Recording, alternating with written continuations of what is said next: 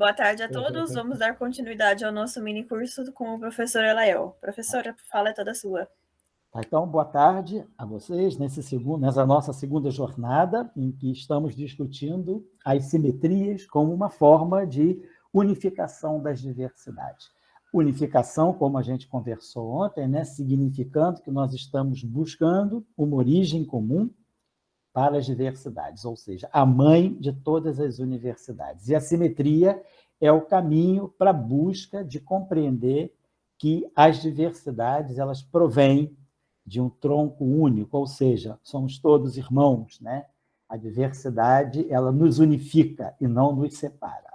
É uma lição para nós na vida, é uma lição que a natureza nos vem dando, né, à medida que a gente vai decifrando, né, os seus grandes desafios, né, desde o mundo submicroscópico até o mundo macroscópico. Então, ontem nós terminamos, no final da década de 30, com a importância, né, inclusive um colega, no final, perguntou um pouco mais sobre a questão da teoria de grupos na física. Então, a teoria de grupos ela é o ramo, né, o campo da álgebra que nos ajuda a formalizar e a implementar de uma forma muito sistemática a busca de simetrias, né, nas teorias físicas.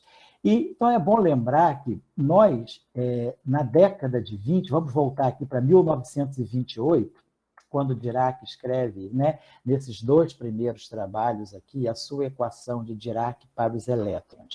Depois ele produz esse trabalho aqui em dezembro de 1929, chamado Uma Teoria para Elétrons e Prótons. Isso em 29.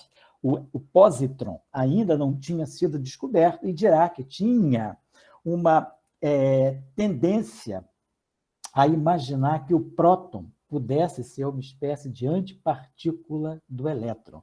Um com carga negativa, o elétron, e o próton com a mesma carga que o elétron, só que positiva, né?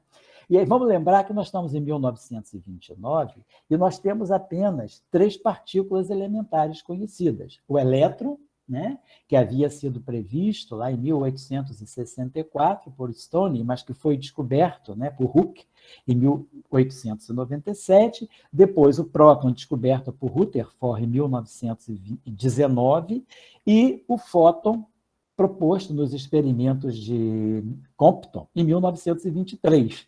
Então, nós temos 3 partículas elementares, o elétron, o próton e o fóton. Claro que hoje nós sabemos que o próton não é mais uma partícula elementar, porque ele é constituído de subpartículas, né? Os quarks. Mas, na época, se imaginava, então Dirac imaginou que o próton pudesse ser a antipartícula do elétron. E ele fez esse trabalho aqui, porque a sua equação, a equação de Dirac, escrita originalmente para o elétron, ela, na verdade, se aplica a todas as partículas de spin meio, como é o caso do próton também. Mas o pósitron ainda não havia sido descoberto, então o próton era, na cabeça do professor Dirac, um possível candidato a ser o antielétron. E isso em 1929, 28 e 29. Em 1931, aí Dirac ouviu atentamente uma crítica de Weyl, que era o grande matemático da teoria de grupos e um grande também impulsionador das ideias da simetria em física. E Hermann Weyl apontou para o Dirac algo muito importante. E aí está a importância, né, do diálogo na pesquisa e da humildade de saber receber críticas e sugestões. O Weyl apontou para o Dirac que ele não acreditava, por argumentação de simetria, que o próton pudesse ser a antipartícula do elétron. Ele dizia, tudo bem, o próton tem a mesma carga e oposta do elétron, mas a massa é muito diferente. A massa é 2.000 vezes maior. E aí o Weyl achava que era muita forçação imaginar que o próton pudesse ser antipartícula do elétron, porque na ideia do Weyl, a simetria ela tinha que estabelecer que partícula e antipartícula devessem ter exatamente a mesma massa. E ele aconselhou Dirac, então, vamos dizer assim, a garimpar um pouco mais profundo a sua própria equação, a equação de Dirac, e verificar se não havia alguma simetria que ele não estivesse perdendo, não estivesse vendo dentro da própria equação, e que pudesse vir a estabelecer a existência de uma antipartícula do elétron, mas que não fosse o próton. E aí, dentro dessa postura de aceitar uma crítica consistente e sensata como essa, o professor Dirac trabalhou profundamente. E aí, no trabalho dele de 31, que é esse trabalho aqui muito interessante, né? Chamado, que não tem nada a ver, o título não tem nada a ver com o conteúdo do trabalho. O título do trabalho é As Singularidades Quantizadas no Campo Eletromagnético.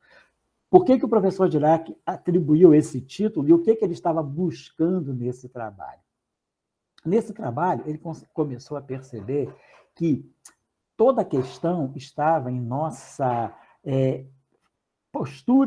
estava na postura conservadora de estudar as singularidades do campo eletromagnético. Ele achava, como nós estamos agora diante de uma teoria quântica, as singularidades dos campos podem ser muito mais fortes do que as próprias singularidades das teorias clássicas. O campo não é só singular em cima da carga. 1 sobre R, quando R é igual a zero, o campo explode, né? O potencial explode. Então, ele começa um estudo matemático de categorizar as possíveis singularidades matemáticas no campo eletromagnético. E ele fala, essa é a minha trajetória matemática a ser seguida para compreender melhor o que é o próprio elétron. Já que o elétron é o portador fundamental de carga, ele deve conter muitas informações sobre o próprio campo eletromagnético. E ele vai nessa direção, e então ele, seguindo o conselho de Weyl, ele manipulando a própria equação de Dirac para o elétron, quer dizer, uma equação que envolve relatividade especial e mecânica quântica, ele descobre uma simetria, a chamada simetria de conjugação de carga. O que é a simetria de conjugação de carga? A equação de Dirac é uma equação de onda, portanto, ela é uma equação para uma função de onda. Ele percebe que, ao se fazer uma transformação matemática na função de onda, você pega uma função matemática e transforma essa função matemática fazendo uma operação em cima dela, que é a chamada operação de conjugação de carga. E aí, fazendo essa operação, ele observa que a equação de Dirac não muda. Você muda a função de onda, mas a equação se mantém inalterada. E isso é uma simetria. Você como eu expliquei ontem para o colega, porque era melhor ele pediu que eu melhorasse um pouco a minha definição de simetria, e eu falei, a simetria, você tem uma equação que tem certas variáveis, né? Tem certos campos, tem certas coordenadas. Você transforma os objetos dessa equação, e a equação, depois dos objetos transformados, ela retoma a forma original, mas escrita em termos dos objetos transformados, né? Então, é como se eu tivesse uma equação assim, digamos, A vezes X igual a B. Aí eu transformo A numa linha, transformo B num B' e transformo X num X'. E aí a minha equação final é A' X' igual a B'. Então, eu transformei todos os elementos da equação, mas no final de tudo, com todos os elementos transformados, a equação tem a mesma forma. Então, a equação é simétrica mediante essas transformações. E foi o que Dirac fez. Ele transformava a função de onda, fazia algumas transformações em algumas estruturas que estão presentes na equação, e no final de todas essas operações, a equação se mantinha invariante em forma. Então, ele falou, estou diante de uma simetria. E aí, essa simetria, ele percebe que leva uma solução que descreve o elétron para uma solução que descreve um objeto com a mesma massa que o elétron, mas com a carga oposta, que era exatamente o que Weyl falou. Você deve ter uma solução que vai ter a mesma massa que a do elétron, porém a carga oposta. E aí é o que Dirac descobre com a simetria de conjugação de carga. Chamamos de simetria de conjugação de carga por isso. A operação é a conjugação de carga, ou seja, você leva a carga negativa na carga positiva, não muda a equação e a massa também não muda. Então, Dirac prevê pela primeira vez, é a primeira vez que na física se prevê a existência de uma partícula sem que ela tenha sido previamente descoberta. Então, o elétron ele foi previsto por argumentação muito filosófica, mas foi descoberto. O próton, não, ele foi descoberto experimentalmente, diretamente. O fóton já se tinha uma premissa de que devesse haver alguma coisa com os quanta de luz, eram os quanta de luz de Max Planck, eram os quanta de luz do próprio Einstein, né? E depois se vê que os quanta de luz, Compton mostra, em 1923, que os quanta de luz se comportam como verdadeiras partículas, que ele identifica como fótons. E o elétron foi previsto com base numa simetria. A simetria de conjugação de carga presente na equação de Dirac, quando essa equação incorpora um campo eletromagnético atuando sobre o elétron. Então, o que a equação de Dirac faz? Ela vai estudar a dinâmica quântica de um elétron sujeito a um campo eletromagnético externo. Ou seja, na mecânica clássica, o que nós fazemos ao estudar o elétron num campo eletromagnético é estudar a força de Coulomb, ver como se comporta um elétron perante um campo eletromagnético, um componente elétrica E, componente magnética B. A força é a carga vezes o campo elétrico, mais a carga, velocidade vetorial campo magnético, é a chamada força eletromagnética. E com isso a gente tira a trajetória clássica do elétron. Dirac faz o mesmo exercício, só que na mecânica quântica relativística. E aí a teoria é tão autoconsistente que, ao tentar descrever o elétron, ele descobre que deve existir na natureza o pósitron. Então, esse é um outro aspecto interessante que eu gostaria de chamar a atenção para a simetria, porque a simetria ela é muito... eu gosto sempre de comparar, se alguém já assistiu alguma palestra ou algum curso meu, certamente já me viu falando isso, que a simetria ela nos coloca diante de uma situação muito próxima da arqueologia. Né? Vamos dizer assim, o universo se formou. E as partículas do universo nada mais são do que resíduos, né? Como se fossem repertos arqueológicos de um universo inicial, de uma civilização que houve. Então, a gente começa a encontrar essas peças. Então, a simetria nos permite isso. A partir do momento que eu detecto o elétron, estudo o elétron, a simetria faz com que, a partir do elétron, eu descubra uma partícula que está ligada ao elétron, mas que eu ainda não conheci na natureza, mas a simetria me revela, né? Como se, a partir de uma descoberta, eu já tivesse implicitamente lugar para uma segunda, para uma posterior descoberta. Então, estudando o elétron e utilizando a simetria de conjugação de carga, você chega na existência do pósitron. Então, é como se fosse, né, realmente a gente recebe certos, vamos dizer assim, certos resíduos, né? E a partir desses objetos encontrados, você pode inferir sobre a existência de objetos ainda não encontrados e ainda não cogitados. Então, foi assim que apareceu o pósitron. Então, foi um grande sucesso da física, prever uma partícula. Mas, né, como eu falei ontem, houve quem se opusesse a essa maneira de fazer física. Foi o caso de Heisenberg criticando a equação de Dirac, foi o caso de Pauli, dizendo que isso não era uma maneira de fazer física, que não era a matemática que iria prever a existência de novos objetos. Só que em 1932, um ano depois, o pósitron é encontrado num experimento, né, por um ex-estudante também do Rutherford, chamado Carl Anderson. Então, Anderson descobre o pósitron acidentalmente. E aí isso dá um cacife muito grande para a equação de Dirac e para a previsão de Dirac. Então, pela primeira vez, uma partícula é prevista e, logo em seguida, ela é descoberta. E isso leva Dirac ao Prêmio Nobel de 1933. Então, muito bem, é a primeira previsão. Depois, como a gente falou, em 1932, Heisenberg, quando o nêutron também é descoberto em 1932, Heisenberg propõe uma nova simetria. Não é a simetria de conjugação de carga, mas é uma simetria ligada a um chamado grupo clássico de Lie, que é o grupo das matrizes complexas, 2x2, unitárias, matrizes unitárias, quer dizer, o seu hermitiano conjugado é a sua inversa, e com determinante igual a 1. Matrizes especiais, unitárias, 2x2, complexas. Esse conjunto de matrizes, né, forma um espaço, e essas matrizes são matrizes 2x2 que vão atuar num espaço vetorial de vetores coluna 2x2 complexos. Né?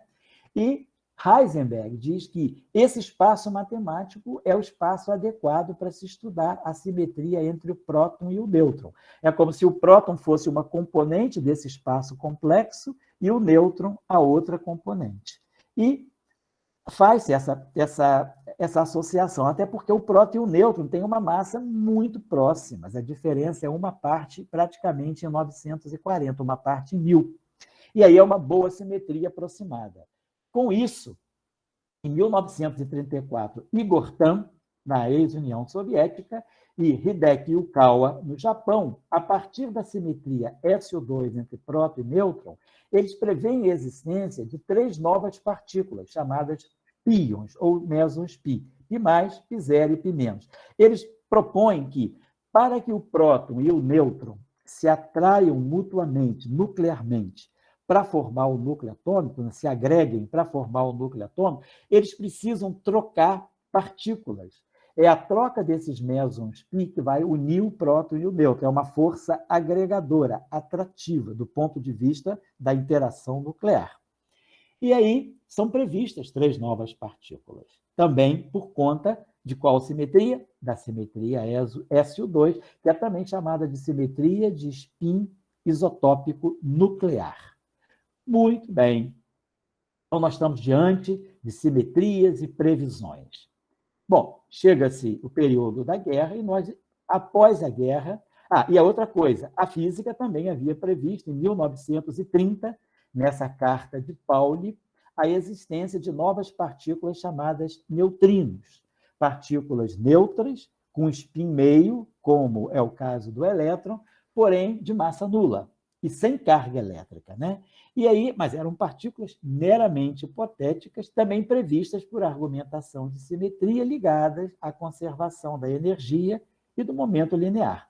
Então, nós já temos, olha só, vamos fazer só uma numerologia. Nós temos 4 partículas conhecidas: o elétron, o próton, o fóton e o pósitron, a antipartícula do elétron. Em 1932 é descoberto o pósitron. Aí agora nós temos, em 1930, a previsão dos neutrinos. Em 1934, 35, né, Igor Tamm, na Rússia, e Yukawa prevêem a existência do pi+, pi zero e pi menos. Então, nós já temos 4 partículas, né, previstas, né, pi+, pi zero e pi menos, e o neutrino. Então, já é um bom sucesso, quer dizer, um bom trabalho da simetria. Mas, bom, é um trabalho que está no ar. As partículas estão previstas, mas não descobertas. Bom, vem aí o período da guerra.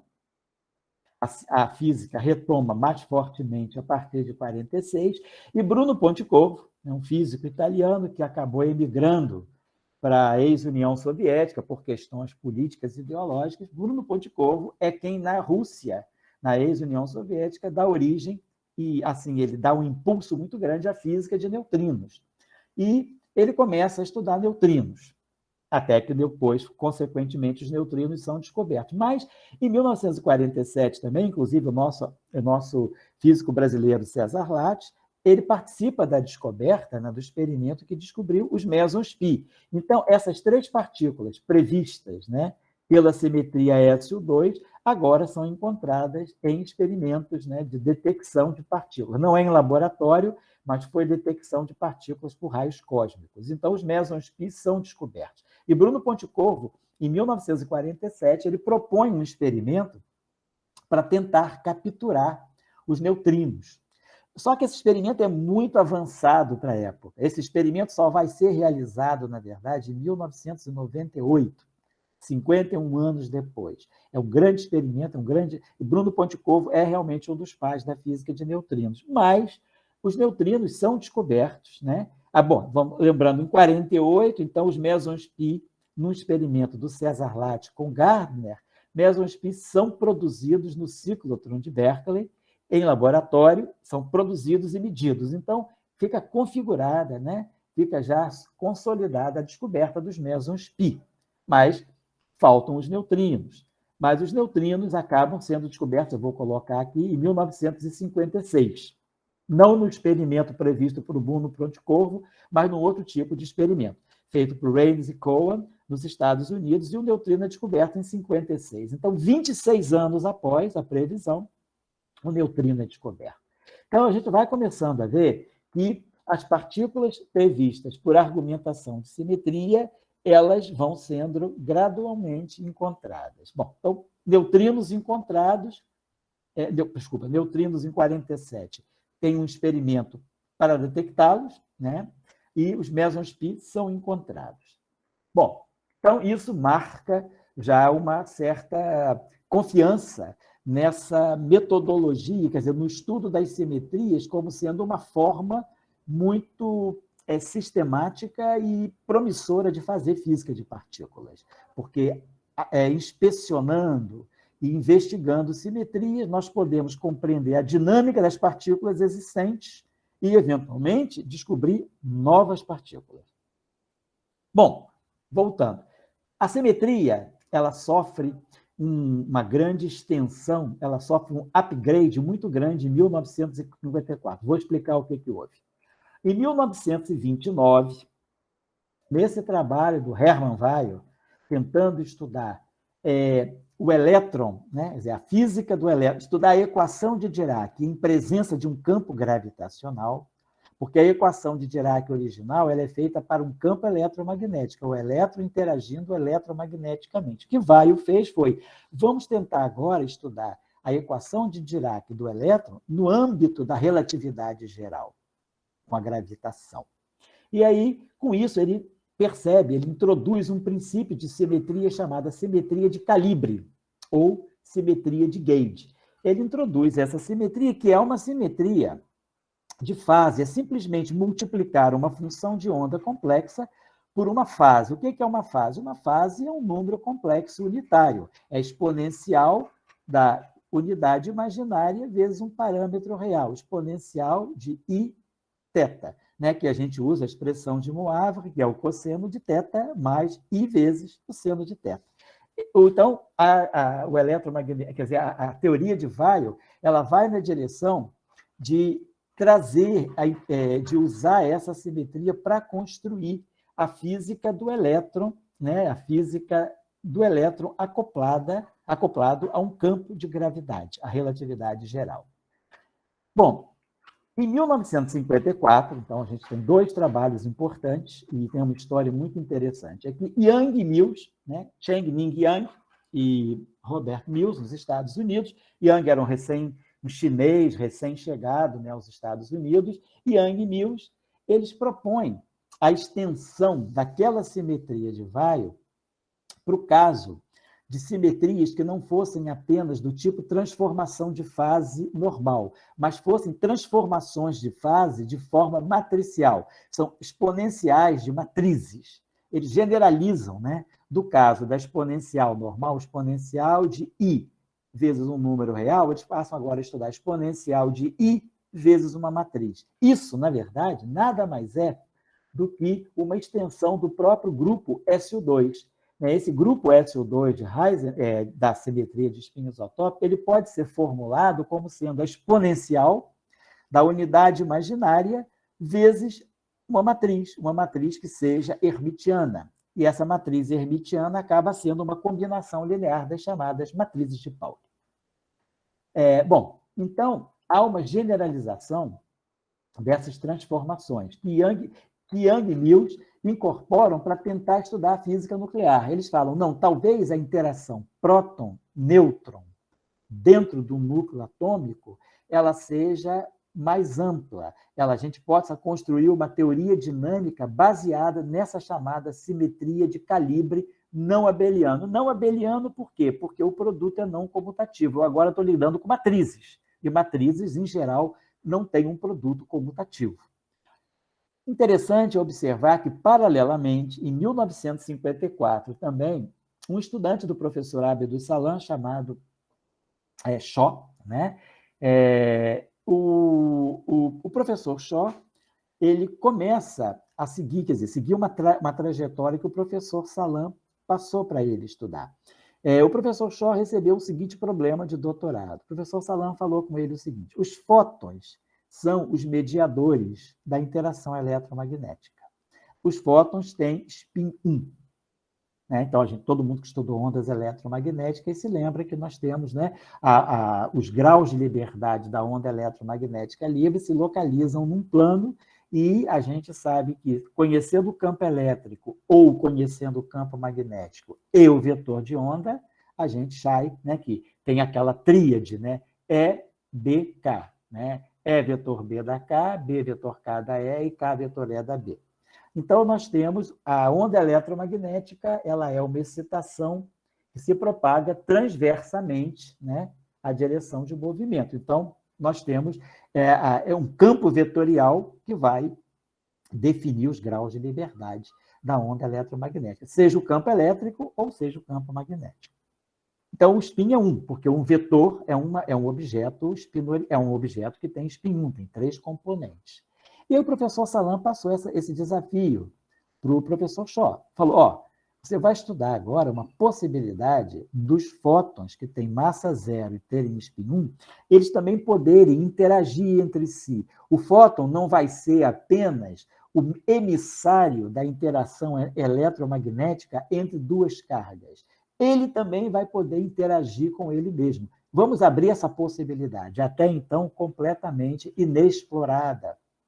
E aí, o Shaw vai realizar esse problema, vai começar a compreender a partir de princípios fundamentais, como a invariância, a simetria das equações, como o fato de que ele quer manter, o fóton tem massa zero, a informação de que o fóton se propaga com a velocidade da luz, com a informação de que o fóton tem spin 1, ele usa as características que o fóton é nêutron, o fóton não tem carga eletromagnética, então ele usa as informações essenciais do fóton, e a partir desses primeiros princípios, ele vai tentar construir uma teoria onde os fótons possam também trocar fótons entre si.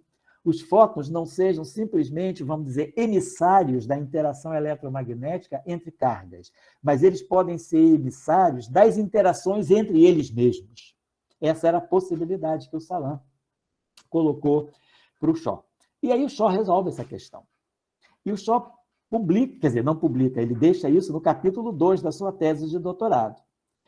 Só que, paralelamente, né, independentemente, Young e Mills atacam a mesma questão, mas de uma outra forma, pensando na física nuclear, não pensando nos fótons. Mas o resultado das duas pesquisas é exatamente o mesmo.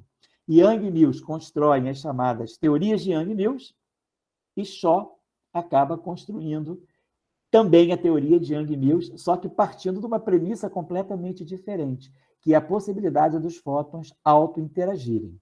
E aí, ele e o professor Salam viram que a possibilidade dos fótons auto-interagirem, ela estava fora do escopo do eletromagnetismo, mas ela acabava se aplicando muito bem à física nuclear, que era o que o Young e Mills queriam. E o Shaw termina esse trabalho em janeiro de 54, mas não publica, deixa guardadinho para ser um capítulo da tese.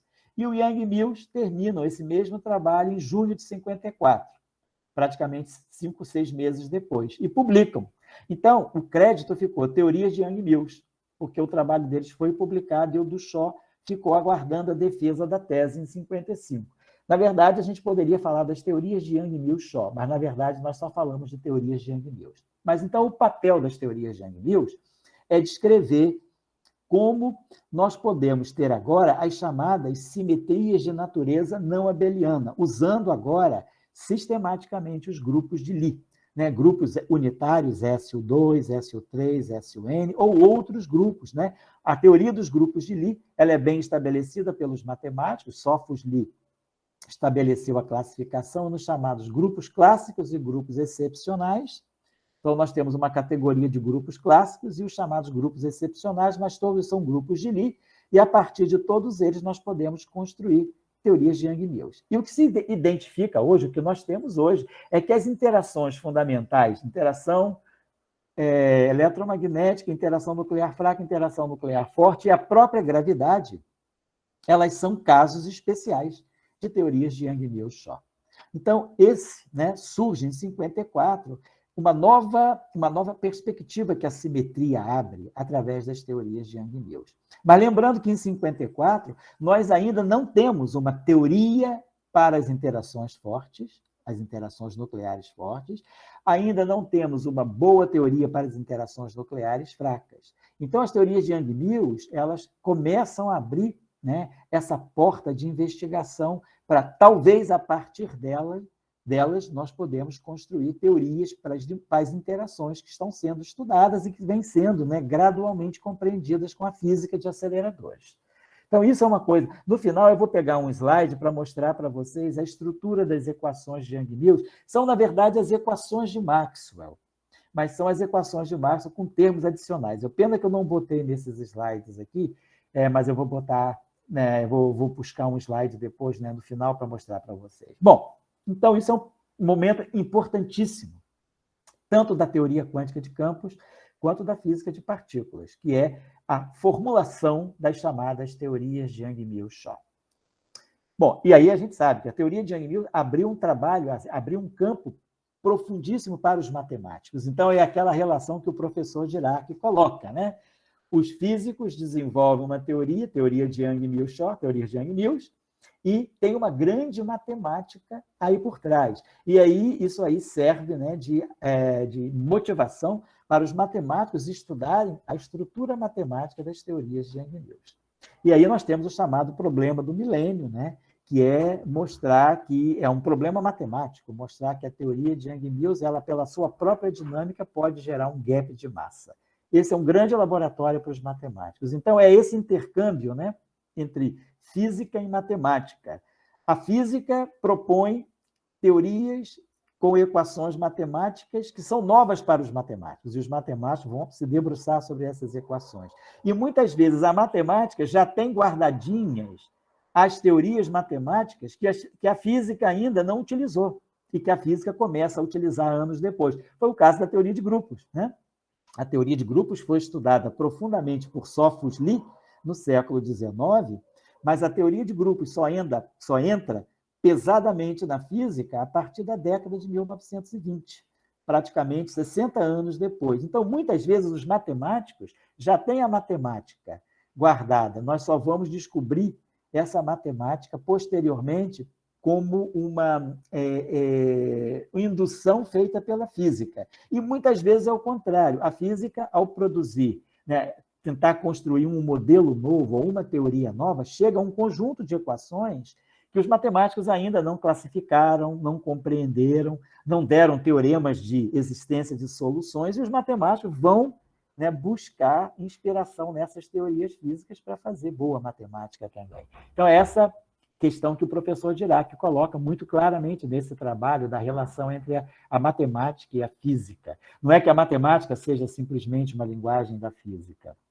A matemática é um instrumento de observação. Foi o que Dirac fez. Dirac, seguindo os cânones da matemática, ele chega na noção de antipartícula, de antimatéria. Então, esse caminho, eu acho que isso é importante colocar até para os estudantes também, porque a gente, no curso de graduação de física, muitas vezes se pergunta, né, por que fazer tanta matemática? Tem um momento em que a gente tem mais matemática do que física, mas não é assim, não é cultura inútil, né?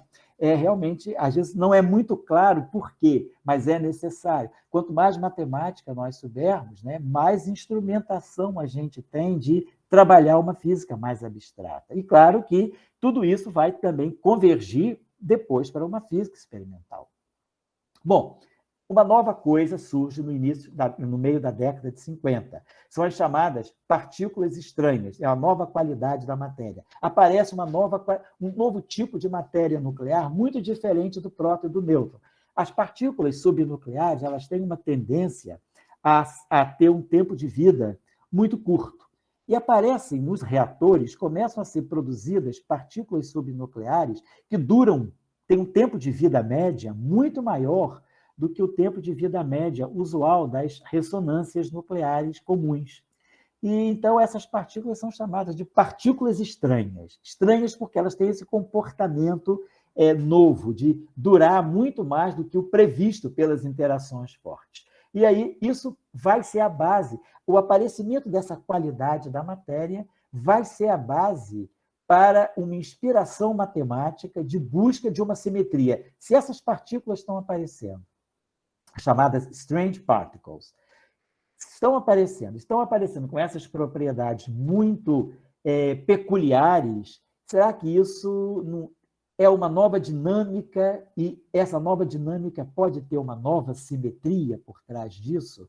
Seria isso, a pergunta é, seria isso uma extensão da simetria SO2 que se aplica ao próton e ao nêutron? As partículas estranhas, elas estão fora dessa categoria próton-nêutron, mesons-pi. Mesons-pi, partícula próton-nêutron, eles têm um comportamento que é um comportamento, digamos assim, diferente do ponto de vista do tempo de decaimento das partículas chamadas estranhas, que são partículas subnucleares também. Mas elas são produzidas de forma muito abundante e elas duram mais do que se esperava que elas durassem. Será que tem uma nova simetria por trás dessa física que está sendo observada em laboratório? Então, isso leva, no início da década de 60, em 1900, basicamente aqui...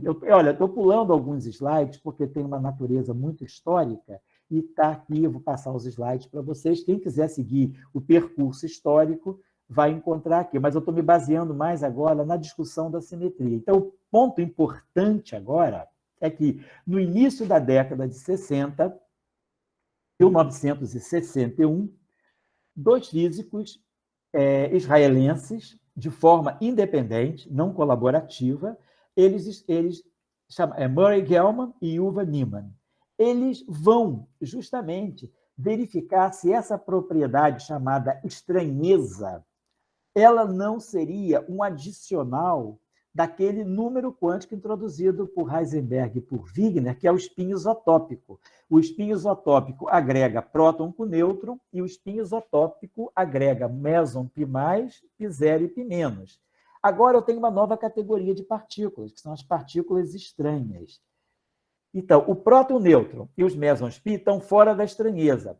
Mas essas partículas estranhas, elas também têm spin isotópico. Então, essas novas partículas que aparecem, elas mantêm a propriedade ligada ao spin isotópico do próton e do nêutron, só que elas têm uma qualidade nova, que é essa propriedade de durar muito. E isso poderia ter uma base física ligada a algum número quântico, que se chama estranheza. Isso, na verdade, não foi produto dele. Foi o Nishijima e o Gell-Mann, sempre o Gell-Mann, que estudaram essas partículas estranhas e viram, não, isso é algo que deve ter uma natureza física mais profunda, não é uma coincidência. Vamos analisar isso mais profundamente. E o Gell-Mann vai em frente, separadamente o Niemann também, e eles dizem agora o seguinte: o que está acontecendo é que essa nova qualidade da matéria, a qualidade de ser estranha, ela se agrega a outra qualidade, que é a qualidade do spin isotópico. Então, agora, no mundo nuclear, eu tenho duas espécies de carga.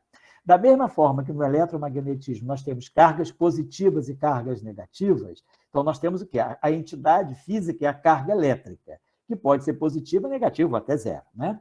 Agora, no mundo nuclear, eu tenho uma outra categoria de carga, não é a carga elétrica, mas uma carga se chama spin isotópico e a outra carga se chama estranheza. Essas duas cargas, simultaneamente, elas definem as propriedades das partículas nucleares. Então, por exemplo, o próton tem spin isotópico, mas não tem estranheza. O nêutron tem spin isotópico, mas não tem estranheza. Agora, existem partículas, como, por exemplo, os mesons K, eles têm spin isotópico, mas têm também estranheza. Então, eles têm uma segunda carga. É como se houvesse uma segunda carga eletromagnética, que é coisa que não há. Nós temos só a carga eletromagnética. Então, Gell-Mann e Niemann constroem uma teoria mais ampla, eles estendem a simetria SO2 e passam a introduzir a simetria SO3. Por que SO3? Porque a simetria SO3 ela é baseada em dois... É como se houver... a matemática dela automaticamente nos associa duas cargas. Então, do ponto de vista estritamente matemático, nada a ver com a física, o grupo SO3 é caracterizado por duas coordenadas independentes. E aí, essas duas coordenadas independentes matemáticas que definem um grupo SU3, elas foram associadas pelo teorema de Noether, aí, ó, M Noether presente, elas foram associadas à estranheza e ao isospin, ao espinho isotópico. Então, eu queria chamar a atenção assim, para esse enlace, né, da física com a matemática. Aqui eu tenho pura matemática. E aí eu vou pegar os elementos matemáticos dessa formulação e vou fazer uma transcrição para a física. Então, o que é uma coordenada matemática do SO2, eu vou associar ao espinho isotópico. E a outra coordenada matemática eu vou associar à estranheza. Então, a descoberta nos experimentos dessa nova qualidade da matéria diz que eu posso associar essa nova qualidade da matéria a uma estrutura matemática. E aí eles propõem esse grupo de simetria. É o grupo das matrizes com determinante 1, chamadas matrizes special. Special determinante é a matriz que tem determinante igual a 1. Elas são matrizes unitárias, portanto, as suas inversas são as suas conjugadas hermitianas. São matrizes 3 por 3. E complexas. Então, esse grupo é muito bem caracterizado do ponto de vista matemático. E a matemática desse grupo, ela é a matemática das transformações que vão deixar a interação das partículas subnucleares, né, invariantes, quer dizer, as energias de interação expressas matematicamente vão ser invariantes sob essas transformações matemáticas. E isso é muito importante, porque isso bate direitinho, isso acomoda direitinho as partículas nucleares que estavam aparecendo, mas prevê novas partículas. Então, por exemplo, com o advento do SU3, o que se identificou foi que o próton e o nêutron, essas linhas horizontais, são as linhas ligadas ao espinho isotópico. Então, está aqui, ó, o SU2. Próton e nêutron formam um dublete de SU2. Sigma mais, sigma zero, sigma menos formam um triplete de SO2. Si0, Si menos, um dublete de SO2. Então, o SO2 está nas linhas horizontais. E a estranheza está nessas linhas inclinadas aqui, nessas diagonais. Então, aqui eu tenho estranheza menos 1, estranheza 0, estranheza mais 1. E, além disso, eu tenho as cargas elétricas aqui. Então, a estranheza está nesse eixo e o espinho isotópico nesse eixo. Então, o grupo SO3 ele me permite mostrar que existem estruturas nucleares que se agrupam em figuras geométricas. Essas figuras geométricas são justamente as chamadas representações matemáticas do grupo SO3. Eu posso ter o grupo SO3 representado em um espaço 3-dimensional, 6-dimensional, 8-dimensional, 10-dimensional. E o sistema se chama Eightfold Way, porque é o caminho óctuplo. Por quê? Porque se descobre que o próton e o nêutron eles se agregam nesse octete próton-nêutron, sigma mais, sigma zero, sigma menos, xi zero, xi menos e o lambda. Então, essas 8 partículas, elas se interrelacionam por transformações do grupo SO3. Então, a matemática do grupo SO3 me dá essa figura. E a física me faz colocar em cada vértice dessa figura e no centro dessa figura partículas da física, e essa figura matemática ela organiza perfeitamente tanto as cargas elétricas, quanto os espinhos isotópicos, quanto as estranhezas das partículas. Então, é um casamento muito perfeito entre física e matemática, teoria de grupos, mais especificamente. Depois aparece um outro octete. Se descobre que o meson π+, π0 e π-, eles eram apenas uma tríade de algo mais amplo. Existem 8 partículas, na verdade, associadas ao π+, π0 e π-. Então, eu estava dizendo para vocês, era isso. O papel da simetria é se nós só conhecêssemos na vida o próton e o nêutron, a simetria SU3 iria nos dizer que o próton e o nêutron são apenas a ponta de um iceberg muito mais amplo, onde aparecem novas partículas. Eu posso gerar, por transformações matemáticas, eu partindo do próton, eu posso gerar todas as demais partículas. Então, se eu conheço só 2, eu posso gerar as 8. Aqui é a mesma coisa. Eu conhecendo só os mesons π, eu posso gerar os mesons K, os K' e o eta. Então, papel da simetria muito importante é esse. Se nós temos nas mãos algo muito concreto, mas se nós conhecermos alguma simetria que está por trás disso que nós conhecemos, a gente pode, pela simetria, a partir daquilo que nós conhecemos, projetar um mundo muito mais amplo.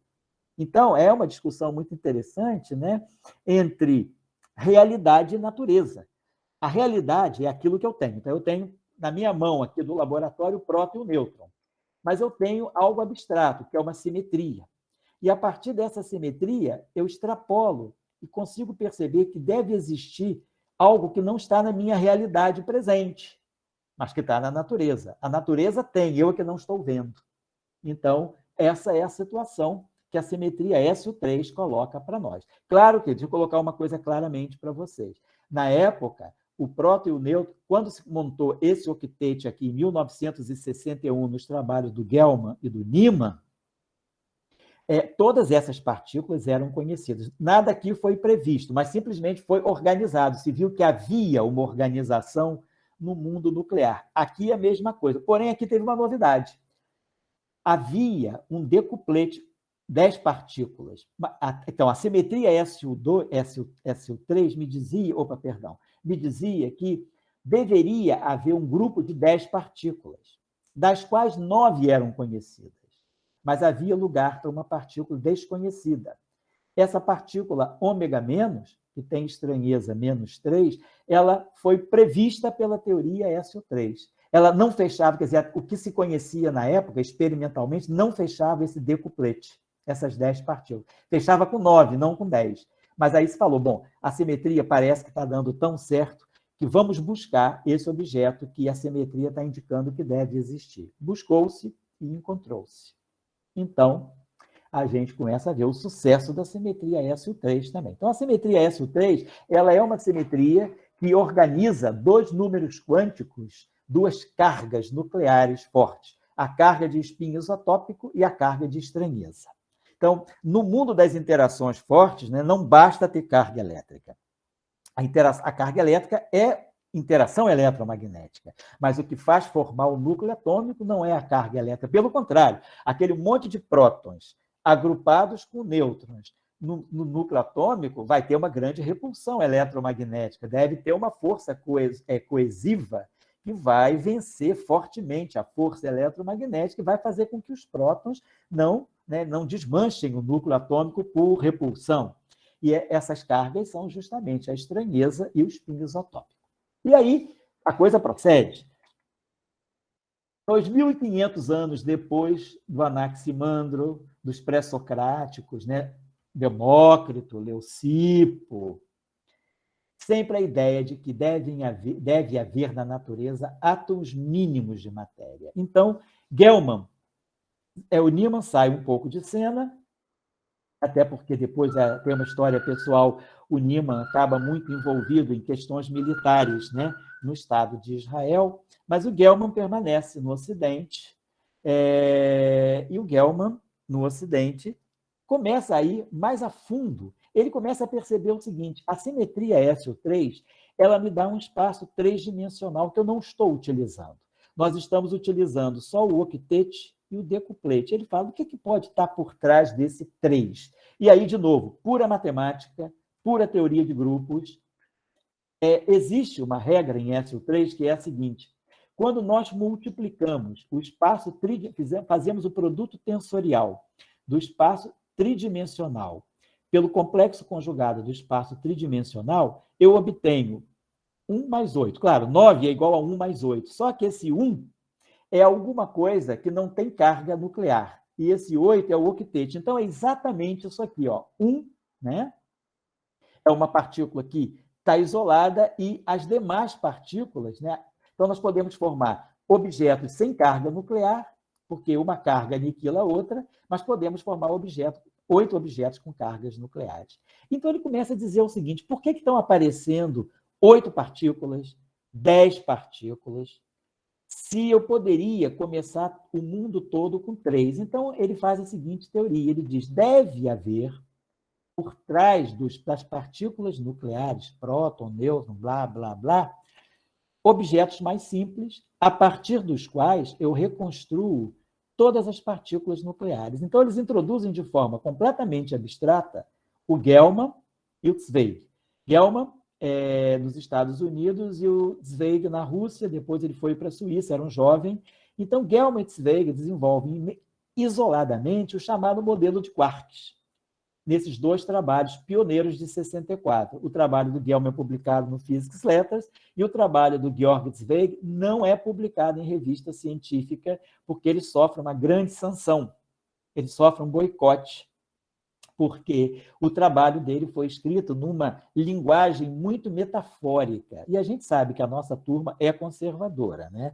Nós sabemos que o mundo acadêmico é muito conservador, em alguns aspectos é muito conservador.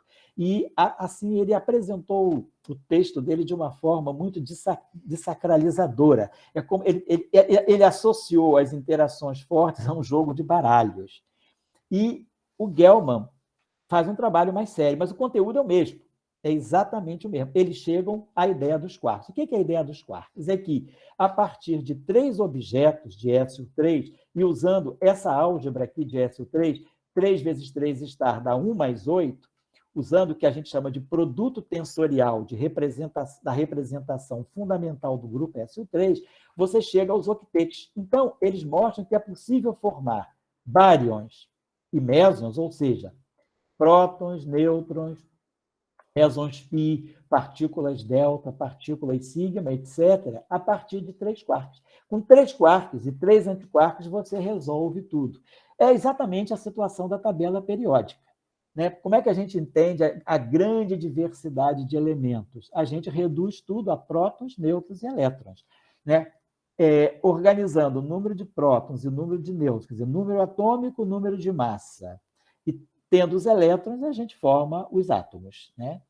E a mesma coisa aqui agora. Com os quarks, eu organizo todas as partículas subnucleares. Então, a previsão, então, né, estou falando de 2.500 anos depois, que nós estamos em 1960, e as ideias de Leucipo, Demócrito e Anaximandro são ideias do século VI, do século V a.C. Então, praticamente 2.500 anos depois, a gente vê esses filósofos pré-socráticos atomistas serem ressuscitados através da ideia de que deve haver na natureza partículas mínimas, carregando não só carga elétrica, mas também cargas nucleares. Isospin forte, spin isotópico forte e hipercarga. E estranheza. E aí, eles preveem a existência dos quarks. Isso em 1964. Bom, partículas hipotéticas, mais uma vez, a simetria lançando a previsão, quer dizer, prevendo novas partículas ainda não detectadas. E aí a questão é, vai se conseguir chegar a esses quarks ou eles são uma mera, uma mera curiosidade matemática que a simetria nos traz para o mundo das interações fortes? E aí, em 1968 e 69, houve uma série de experimentos, uma série de experimentos realizados no SLAC, no laboratório de Stanford, em que é uma classe de experimentos chamados experimentos profundamente inelásticos. O que é o experimento profundamente inelástico? É você pegar um alvo de próton ou de nêutron e bombardear com elétrons superenergéticos. É uma espécie de um experimento de Rutherford. O que era o experimento de Rutherford? Era bombardear lâminas de ouro, né? Quer dizer, bombardear átomos com partículas alfa. E essas partículas alfa eram espalhadas, e aí Rutherford chegou à conclusão de que o átomo não era um contínuo, né? Não era aquele modelo atômico de Thomson, mas era um modelo atômico em que a carga positiva está centrada no núcleo e os elétrons estão vamos dizer, em orbitais em torno desse núcleo carregado positivamente.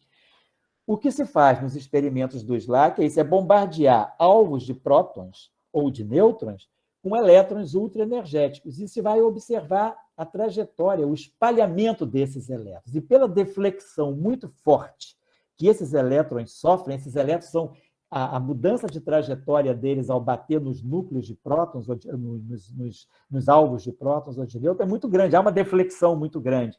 Então, se vê pelos experimentos que deve haver no interior dos prótons e dos nêutrons estruturas mais pontiformes, que são os quarks. Na época, houve uma grande discussão.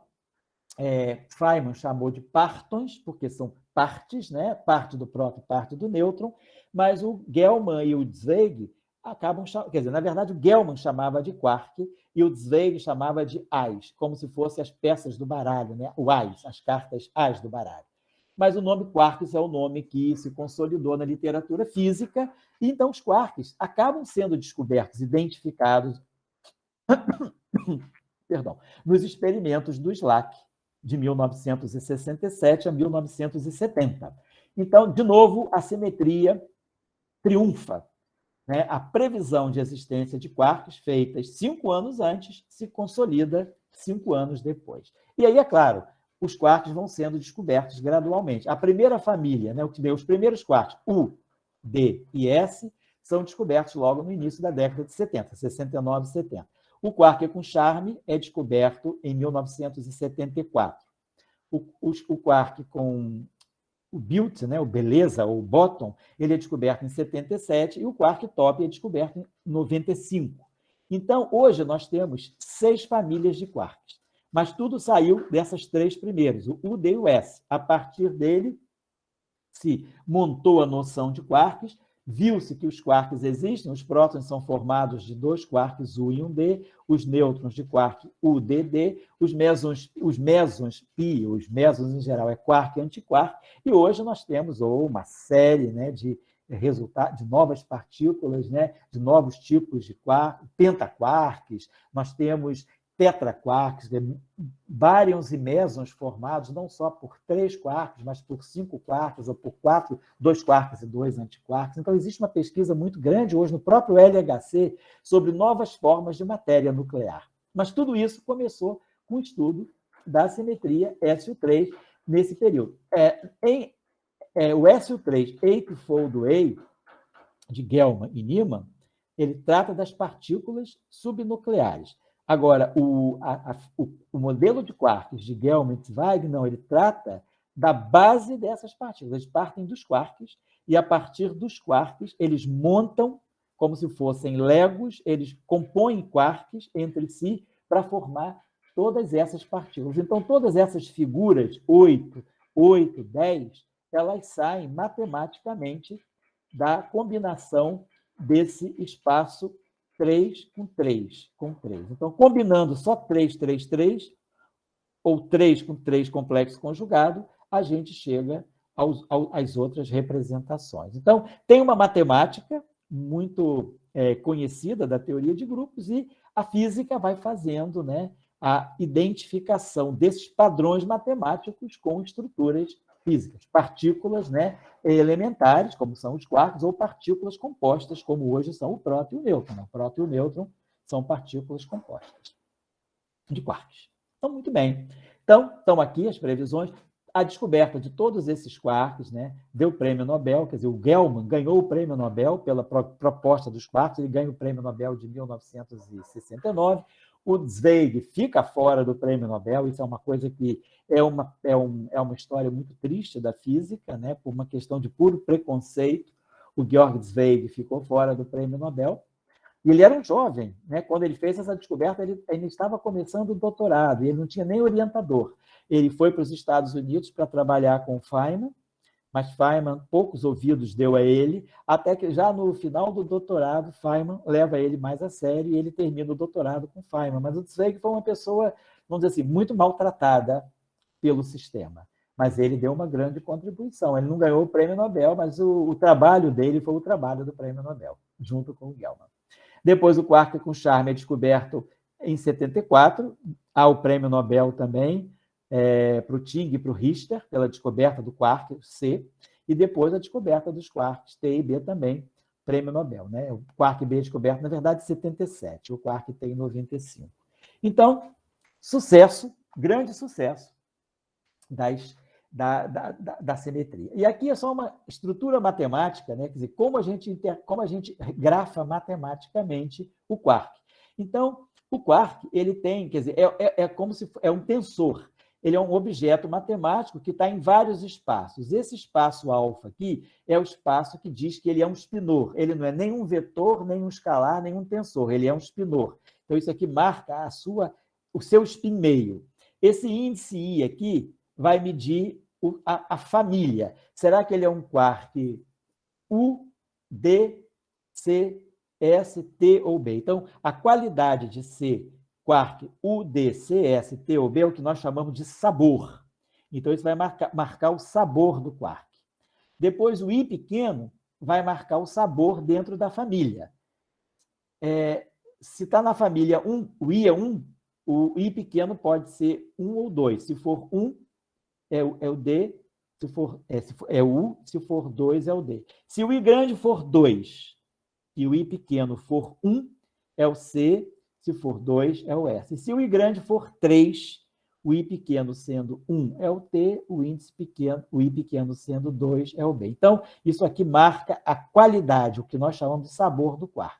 E isso aqui é um outro atributo quântico que nós chamamos de cor do quark, que está associado a uma dinâmica. Como que os quarks interagem para formar a matéria nuclear? Como que 3 quarks se agregam para formar o próton? Não é pela dinâmica do sabor. O sabor não é o importante para ligar os quarks. Descobriu-se que é um outro número quântico chamado de cor, que não tem nada a ver com a cor do espectro, né? É simplesmente um nome fantasia, é um outro número quântico associado a uma outra simetria. É uma simetria tipo Young-Mills. Deixa eu voltar aqui, em 54. Aí, aquele terceiro índice, ele entra nessa categoria de teorias de Young-Mills, foram descritas em 54, mas só agora aplicadas aos quarks. Então, é uma simetria de Young-Mills, usando também um grupo SU3. Então, esse é um outro grupo SU3. Tem 2 SU3 em jogo aqui. Tem o SU3 de sabor e tem o SU3 de cor. É o grupo SU3 de cor que vai fazer a coesão dos quarks para formar prótons, nêutrons e outras partículas. Então, essa é a estrutura matemática que descreve a função de onda de um quarkzinho dentro de um próton, dentro do nêutron, dentro de um meson π. Então, é interessante a gente observar que essa filosofia, né, de o que é o pré, aonde é que a matéria termina, qual é a menor quantidade de matéria. Se pensava, é o átomo? Sim. Depois se viu que o átomo se quebrava, tinha elétrons e núcleos atômicos. Depois se viu que o núcleo tinha prótons e nêutrons. Depois se viu que os prótons e os nêutrons têm quarks. A pergunta é, os pré-socráticos, eles terminam nos quarks ou teria algo mais fundamental ainda do que os próprios quarks? Então, tem a chamada teoria dos préons, né? Pré, de anterior, e on, de partícula. Então, as partículas mais fundamentais, hoje, nós imaginamos que possam ser os préons. Não há nenhum indício experimental ainda da existência dos préons, mas esses préons são buscados, sim, no LHC. No LHC se busca verificar, por exemplo, se o quark top, por exemplo, ele pode ter estruturas menores dentro dele. Se o próprio bóson de Higgs também não é composto de objetos mais fundamentais. Então, há uma grande interrogação experimental e teórica sobre a existência dos préons. Será que a nossa cadeia de elementaridade ela termina nos quarks ou ela pode avançar? Então, eu acho que essa é uma questão em aberto, né? A matemática vai nos dizer e a física experimental também vão nos dizer. Essa teoria aqui, a teoria do Pati, do professor Abdus Salam, com o professor Jogesh Pati, que produziram uma teoria para poder, uma teoria para como seria a existência desses pré-quarks, que são os préons. Então, a questão é, até onde a elementaridade vai? Eu vou até onde buscando a composição mínima da matéria. Para compreender isso, na verdade, eu vou ter que compreender a estrutura do vácuo. que a gente sabe já do Dirac, de 1929, que o vácuo não é vácuo, o vácuo não é ausência de matéria. O vácuo quântico ele é muito rico de estrutura. E aí, talvez, a nossa habilidade de buscar a compreensão do vácuo quântico, que está ainda longe de acontecer, nós temos vagas ideias sobre o que seja realmente o vácuo quântico, isso pode nos levar, mais no futuro, né, a compreensão de que se há ou não partículas mais fundamentais do que os préons. Na teoria dos quarks. Na teoria dos préons, segundo Salam e Paty, o próprio elétron seria composto de préons. Então, o elétron também deixaria de ser uma partícula elementar nessa visão do mundo preônico. Mas isso é pura conjectura, né? Conjectura matemática, por enquanto, né? E não há indício físico ainda, mas a gente sabe que muitas vezes a matemática aponta na direção que a física vai acabar chegando muito mais tarde. Aqui eu queria abrir uma reflexão do Oscar Greenberg, que foi quem propôs uma nova estatística, né? Ele previu, na verdade, ele propõe o número quântico de cor para poder explicar, para poder compreender a aglutinação dos quarks para formar prótons e nêutrons, por exemplo. Então, ele fala uma coisa muito interessante aqui, que é uma reflexão para todos nós que fazemos física e fazemos matemática. Ele coloca o seguinte: muito cedo na minha carreira, eu investi muito tempo buscando conhecimento inútil. Ele coloca entre aspas esse useless. Então, conhecimento que às vezes as pessoas julgam inútil. Imagina, um projeto desse cai na mão de um árbitro, de uma agência de pesquisa, ele pode dizer, mas é um trabalho inútil, esse conhecimento não vai levar a nada, é uma pura especulação. Então, às vezes, a gente não pode ficar taxando nada de conhecimento inútil. Olha o que ele diz, que trabalhando com conhecimento inútil, que conhecimento inútil era esse? Era a compreensão de uma estatística quântica que não ocorre na natureza, que é o que ele chamava de paraestatística. Mas isso deu a ele munição, compreensão, sabedoria para ele trazer esse conhecimento para o mundo dos quarks e introduzir a ideia de que os quarks têm um número quântico, uma interação adicional. O quark não só interage pelo sabor, mas ele também tem cor. E é a cor que é a interação fundamental que dá a chamada QCD, a eletrodinâmica quântica, ela é baseada totalmente na cor do quark. E aí é o que ele diz, um conceito que acabou sendo útil. Então, quer dizer, partindo de um estudo completamente inútil, ele chega a um conhecimento que hoje é fundamental para nós compreendermos a QCD. Então, é importante a gente também, né, fazer nessa nossa reflexão em que nós estamos trabalhando com a diversidade, né? O evento de vocês fala da diversidade, a diversidade dentro do mundo científico, né? Muitas vezes em física, um teórico tem preconceito contra o experimental. O experimental tem preconceito contra o teórico. E o fenomenólogo, coitado, fica no meio como um apátrida, né? Ele não é visto bem pelos teóricos, não é visto bem pelos experimentais, ele fica ali meio perdido. Essa diversidade teórica, físico-matemático, físico-teórico, fenomenólogo, físico-experimental, são diversidades, né, que estão ligadas por uma simetria. A simetria é física.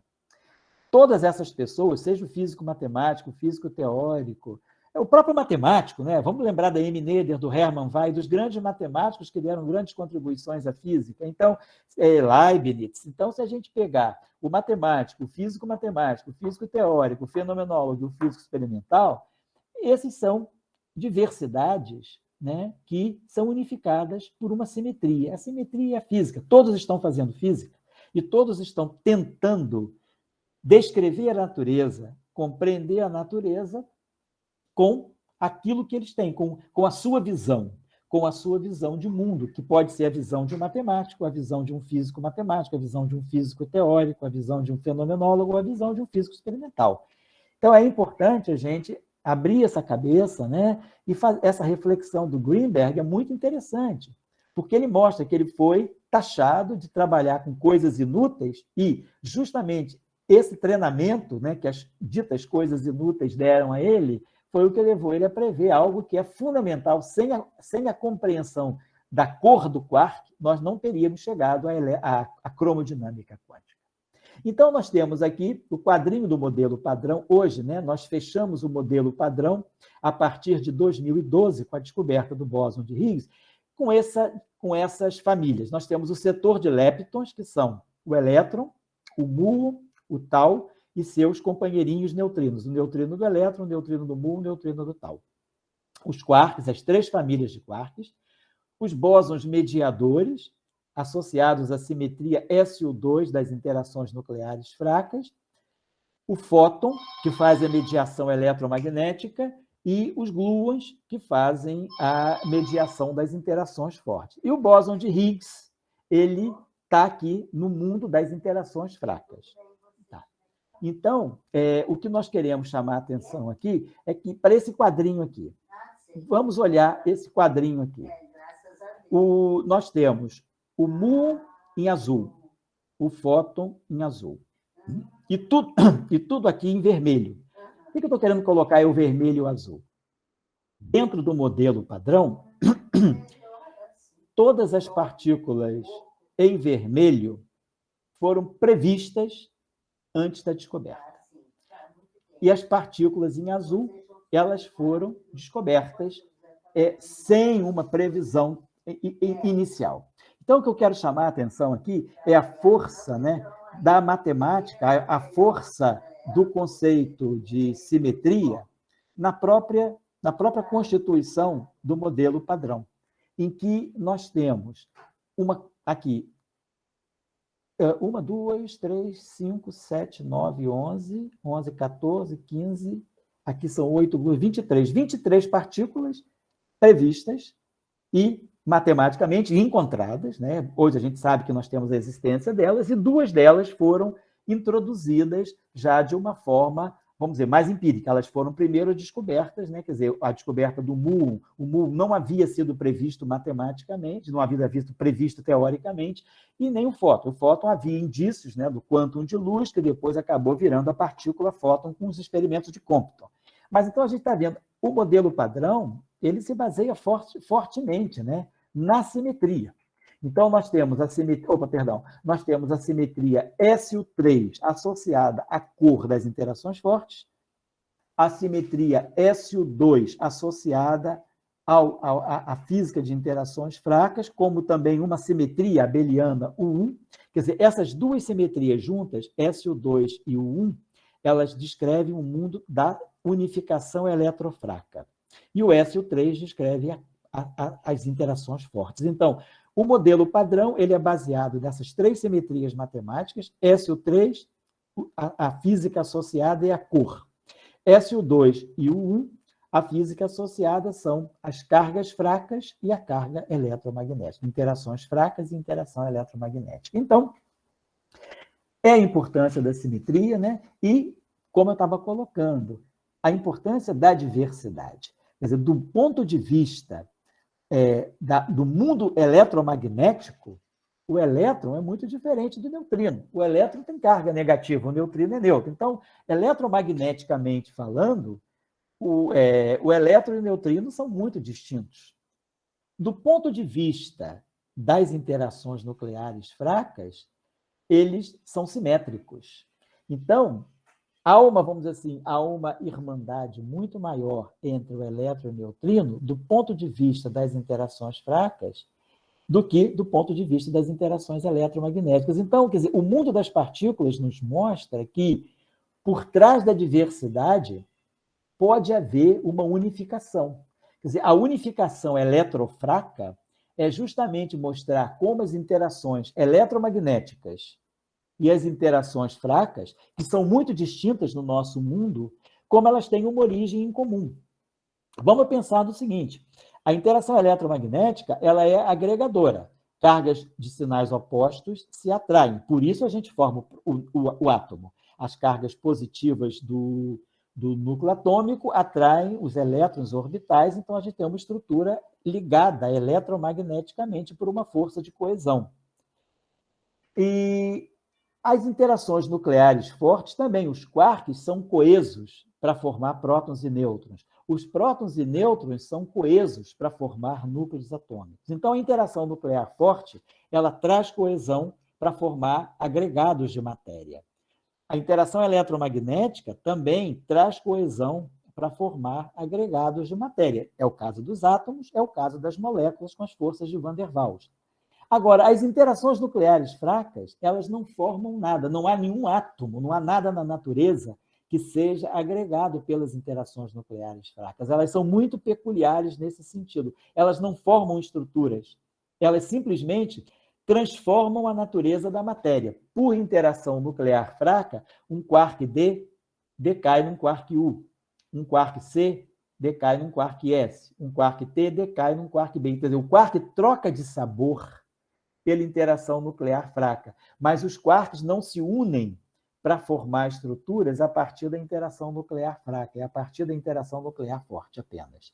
Então, o que eu queria chamar a atenção é que, apesar de serem muito diversas, diversificadas, as interações nucleares fracas das interações eletromagnéticas, elas nascem juntas, elas têm uma origem comum. É o que a gente chama de interação eletrofraca. Uma interação que perdurou no universo durante praticamente os 10 a menos 10 segundos, né? Assim, desde que o universo, após o Big Bang, 10 a menos 10 segundos após o Big Bang, a interação fraca e a interação eletromagnética, elas já se separam. Mas nos primeiros momentos de vida do universo, elas eram uma interação única. Então, a chamada decomposição, né, ou a quebra da simetria eletrofraca, ela acontece 10 a menos 10 segundos após a explosão, a grande explosão, quando o universo estava a uma temperatura na faixa dos 10 a 15 Kelvin. Então, por mais diversas que elas sejam hoje, elas são irmanadas lá atrás na formação do universo. Então, a simetria em física, eu acho interessante chamar a atenção, é que elas mostram, né, muito essa unificação das diversidades. Não vamos olhar o mundo pela sua diversidade. Quer dizer, a diversidade é o que faz até o mundo ficar bonito, né? Ele não é monótono porque ele é diverso.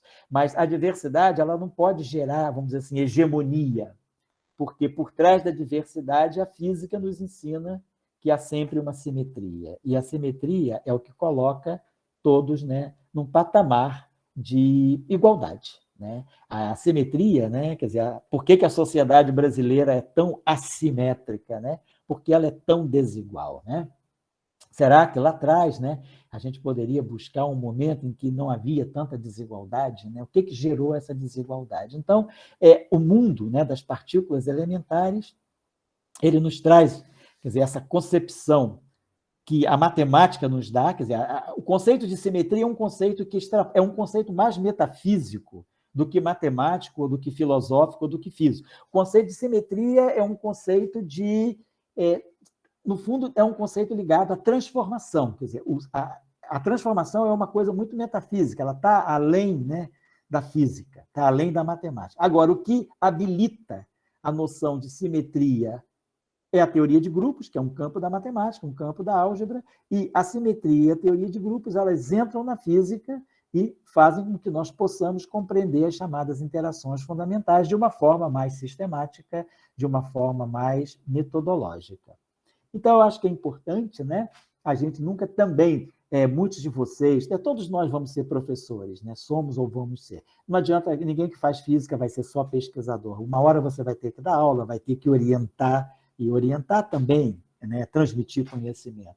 Então, eu acho que é importante a gente sempre atentar para essa relação da física com a matemática e com a filosofia. Né? Lembrar que o pensamento filosófico, né, ele é muito importante na hora de nós elaborarmos conceitos científicos, né? Quando nós vamos fazer uma avaliação crítica das hipóteses, né, das premissas que estão na base de uma teoria. Isso a filosofia nos ajuda bastante a ter essa visão crítica também. Na própria formulação de teorias, né? Por exemplo, quando Einstein, em 1917, propõe a constante cosmológica, e ele faz aquele artigo famoso dele, grande artigo da cosmologia, chamado Considerações Cosmológicas da Teoria da Relatividade Geral, ao introduzir a constante cosmológica, o que Einstein está fazendo é colocar em prática uma sua visão filosófica de que o universo deveria ser estático. Né? Então, ele coloca a constante cosmológica justamente para dar uma solução estática para as suas equações de campo da relatividade geral. Então, a filosofia, ela está por trás, na raiz das grandes teorias, o que nós temos é pensamento filosófico, elaborado por matemáticos, por físicos e por filósofos também. Né? Acho que a filosofia também é importante para fazer essa interdisciplinaridade, e a interdisciplinaridade é muito importante quando hoje nós queremos fazer o diálogo da ciência com a sociedade. Né? A sociedade precisa ter mais compreensão da ciência, e a ciência precisa dialogar com a sociedade, né? Para não gerar essas deformações que nós estamos vendo hoje, tanto negacionismo. Então, eu acredito que não podemos abrir mão, né, da noção de sempre colorirmos, né, ou até mesmo ligarmos as nossas aulas a alguma aula de filosofia. Né? Trazer para a nossa aula um professor de filosofia, quer dizer, quando a gente vai estudar, por exemplo, modelo de quartos, vamos trazer um atomista para debater as ideias do atomismo e a gente colocar, ver como os atomistas pensavam, o que nós estamos fazendo hoje. Então, eu acho que é importante, né, a gente estar atento, né, a esse pensamento de que a física precisa dialogar fortemente com a matemática e com a filosofia. A física já dialoga, né, desde a sua concepção com as experiências. A física ela está muito ligada ao experimento também. Então, a física já, por default, ela é uma ciência também experimental. Mas, às vezes, a gente nega da física o caráter matemático que ela tem também. Então, eu acho que é importante a gente incentivar o estudo da matemática dentro da física, não olhando a matemática como sendo um instrumento, de uma linguagem, né, apenas algo que a gente, do qual se utiliza, mas a matemática é uma forma de ver o mundo também. E isso ficou muito claro na própria visão de Dirac, quando ele prevê a antimatéria e quando ele prevê o monopólio magnético. E pensar que, para se construir boas teorias, os grandes construtores de teoria, Niels Bohr, Heisenberg, Dirac, Einstein, Newton, e Maxwell, vamos ler os escritos filosóficos de Maxwell também. Então, todos esses físicos matemáticos, construtores das grandes teorias que nós estudamos, eles conheciam profundamente filosofia, e não só conheciam, eles mobilizavam um pensamento filosófico na construção das suas teorias. Então, eu queria chamar a atenção para isso, acho que é muito importante. E para vocês, só para finalizar, né, vocês que são estudantes de física e que são certamente todos combatentes do negacionismo, né, são todos, né, nós estamos vivendo essa jihad, né, contra o negacionismo, apontar para vocês alguns livros importantíssimos para a gente se munir de conhecimento filosófico sobre a ciência para poder debater, e debater com muitas bases, né, com bases muito fortes do negacionismo. O livro do Poincaré, de 1905, O Valor da Ciência, é um livro fantástico, escrito pelo maior matemático, talvez, de todos os tempos, que foi Henri Poincaré. O Valor da Ciência, ele é dividido em duas partes. A primeira parte, ele fala mais do valor da física e da matemática, e na segunda parte, ele fala das ciências humanas também. Então, o valor da ciência. Depois, Max Weber, em 1917, A Ciência como Vocação. Então, depois temos um livro interessantíssimo do Edwin Burt, As Bases Metafísicas da Ciência Moderna. Ele faz uma descrição, é uma tese de doutorado dele, defendida em 1929 ou 30, em que ele estuda todas as bases metafísicas da mecânica newtoniana. Depois, Popper, que foi um grande filósofo da ciência, Textos Escolhidos, é um livro excelente dele. Gaston Bachelard, esse livro dele de 1938, A Formação do Espírito Científico. É excelente esse livro também, para a gente até ler em sala de aula com os meninos do ensino médio. Thomas Kuhn, 1962, A Estrutura das Revoluções Científicas. É um livro facílimo de ler, com um professor ajudando os meninos do ensino médio a compreenderem justamente o que é uma revolução científica, né? E o impacto das revoluções científicas na forma de pensar do homem e também na vida do homem. Outro livro do Popper, né, que é Conjecturas e Refutações. Depois um livro do Penrose, que foi Prêmio Nobel de 2020, O Caminho para a Realidade, de 2004. Esse livro do Nútil Ordine, eu acho interessantíssimo, chama-se A Utilidade do Inútil. Eu acho que esse livro é o melhor livro para a gente presentear a quem não acredita na ciência ou a quem desqualifica a ciência. O Nuccio Ordine, ele é um historiador e um filósofo contemporâneo italiano, né? E ele agora até fez uma entrevista muito legal no Corriere della Sera com Lula. Ele é um pensador italiano muito forte, e já esteve aqui no Brasil, no CBPF, uma pessoa adorável. E o professor Nuccio, ele trabalha na Universidade da Calábria, e ele agora fez uma entrevista longa, ele, o professor Mário Novello, Nuccio Ordine e Mário Novello, fizeram uma entrevista longa com Lula, que foi publicada no Corriere della Sera, que é um jornal até bastante conservador italiano. Mas o Nuccio Ordine, nesse livro dele, A Utilidade do Inútil, ele mostra o quanto certos cientistas sofreram por serem taxados de estarem fazendo conhecimento inútil, e hoje esse conhecimento inútil é a base do progresso. É o caso de Maxwell, com a teoria eletromagnética, o próprio Dirac, né? Dirac, em 1931, estudava antimatéria, que era algo completamente fora de propósito da realidade da época. Hoje, a antimatéria é importante na cura do câncer, né? Tratamento do PET, né? Electron Positron Tomography. Então, eu acho que é importante a gente meditar que o que é útil, né, que não existe inutilidade na ciência. A ciência não está em busca de ser útil ou de ser inútil, a ciência está em busca de ser significativa para a humanidade. Depois, um livro do Carlo Rovelli, também, que é um grande físico, um grande pensador atual, A Realidade Não É o que Parece, justamente mostrando que por trás da realidade existe um mundo muito mais complexo, que é o mundo que a matemática e a física descrevem. Esse livro do Penrose, também mais recente, não está nem em português ainda, é Fashion, Faith and Fantasy in the New Physics of the Universe. É Moda, Fé e Fantasia na Nova Física do Universo. Foi publicado em 2016. E esse livro agora, bem recente, de 2021, Teoria e Realidade, uma introdução à filosofia da ciência, do Peter Godfrey Smith.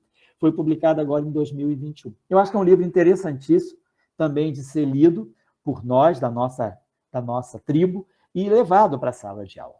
Eu queria aqui deixar, então, as minhas coordenadas, se alguém quiser interagir, meu e-mail aqui, eu uso mais o Gmail, por causa da questão, ele é mais amigável com os spams. O site do Professor Global, onde nós temos a coluna de Física Quântica. Nessa coluna tem vários cursos, muitos cursos, que nós damos, né, para estudantes de graduação, estudando mestrado, doutorado, palestras, e as palestras que nós fazemos, como essa de hoje, por exemplo, a gente tem as palestras na versão acadêmica, e essas palestras acadêmicas, elas são traduzidas, aqui eu botei na versão cidadã, elas são, nesse link segundo aqui, é a versão cidadã. Nós tentamos traduzir as mesmas palestras que nós fazemos para o mundo acadêmico, nós tentamos fazer numa linguagem abordável pelo cidadão, para que a gente possa, dessa forma, colocar a ciência mais próxima da cidadania. Então, eu queria agradecer a vocês, agradecer a Angélica pelo gentil convite, a vocês pela atenção, pela organização, e nesses 10 minutos que nós temos de resíduo, né, de tempo, se a gente quiser trocar algumas ideias, né, algumas reflexões, eu estou à disposição. São 5h40, nós começamos às 4h10, então levamos 1h30 falando e podemos ter mais 10 minutos para uma troca de ideias. Eu estou à disposição e retorno a palavra à Angélica. Obrigado. Muito obrigada, professor. Lindo, maravilhoso, incrível, como sempre. Obrigado. Não precisa ser só 10 minutos se você quiser, viu? Pode ir até 6, sem problemas, tá? Então tá legal. Obrigado. Bom, eu acho... Deixa eu só ver aqui do lado rapidinho. Se você quiser parar o compartilhamento para você ver o chat também, professor. Vou parar o compartilhamento aqui. Isso. Deixa eu ver. Bom, eu vou passar... Tem aqui assim, Leandro Santos Nunes levantou a mão. Sim, é que tem uma pergunta do Pedro Nanzer aqui no chat. Vou fazer rapidinho. Pode fazer. O senhor já achou uma simetria ou trabalha com uma simetria que ainda não foram descobertas experimentalmente? Eu fiz o doutorado numa simetria que ainda começa a tem indícios experimentais agora, que é a chamada supersimetria. Não, a supersimetria, ela é uma simetria que vai mostrar, que nós na física, todos vocês que estudam mecânica quântica, estrutura da matéria, sabem, né? A gente tem o mundo fermiônico, spins semi-inteiros, e o mundo bosônico, spins inteiros. né? Então, nós temos as duas estatísticas, simetria estatística Fermi-Dirac para os fermis e estatística Bose-Einstein para os bósons. A supersimetria é uma nova visão de espaço-tempo. O espaço-tempo não é só espaço-tempo. O espaço-tempo pode ter novas coordenadas adicionais às coordenadas de espaço e de tempo, são coordenadas de natureza fermiônica. E isso nos dá como consequência uma simetria entre o mundo bosônico e o mundo fermiônico. Então, a supersimetria é uma nova simetria chamada, simetria bóson-férmio, que ela quebra essa dicotomia de separar bóson de férmio. Ela mostra que há também, como a gente falou, a diversidade férmion-bóson, na verdade, na retaguarda dessa diversidade, existe uma simetria que leva férmions e bósons, bósons e férmions. Ou seja, bósons e férmions são irmanados na supersimetria. Essa simetria, a supersimetria, prevê a existência de várias partículas ainda não detectadas e que o LHC está buscando. Então, deixa eu colocar da seguinte maneira. Eu vi até que um rapaz, eu acho que era, não sei se foi Leandro Oliveira, uma pessoa, Marcos Oliveira, alguém escreveu ali, a Suzy, né? Sim, a supersimetria, do ponto de vista da física de partículas, ela ainda é uma simetria que não foi detectada experimentalmente. Mas nós temos sistemas da matéria condensada, novos materiais chamados, por exemplo, semimetais, em que esses semimetais de Dirac, semimetais de Weiss, são materiais novos, materiais topológicos, que mostram a existência de uma supersimetria emergente. Não é uma supersimetria em termos de partículas, mas é uma supersimetria em termos daquilo que a matéria condensada chama de excitações coletivas ou quase partículas. Então, a supersimetria, ela ainda não encontrou a sua existência no mundo das partículas elementares. Ainda não teve uma vamos dizer assim, indício experimental. Porém, na física de matéria condensada e na física de lasers, agora resultados muito recentes de 2019 e de 2021 começam a mostrar também que nós podemos combinar arranjos de lasers e fazer o que se chama uma engenharia supersimétrica. Você pode reproduzir fenômenos da mecânica quântica supersimétrica acoplando sistemas de lasers. Então, vamos colocar dessa forma.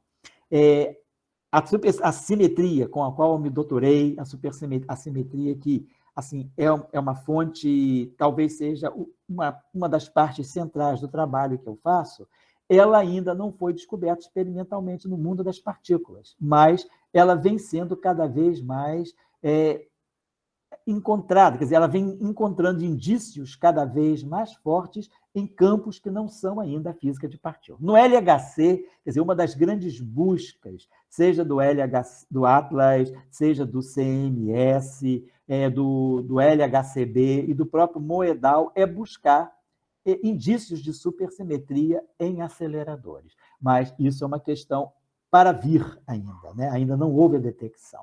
Então, eu colocaria o seguinte, eu trabalho com uma simetria que não tem existência assegurada no mundo das partículas, mas que vem sendo, aos poucos, revelada no mundo da matéria condensada e no mundo da física atômica também.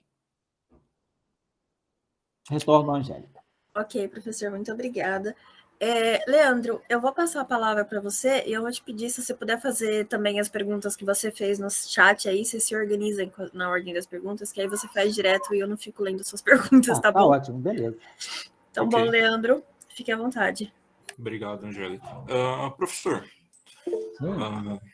a minha pergunta é a seguinte, né? A primeira que eu fiz ali no chat, né? É sobre as previsões, né? Das partículas, né? Feitas, né?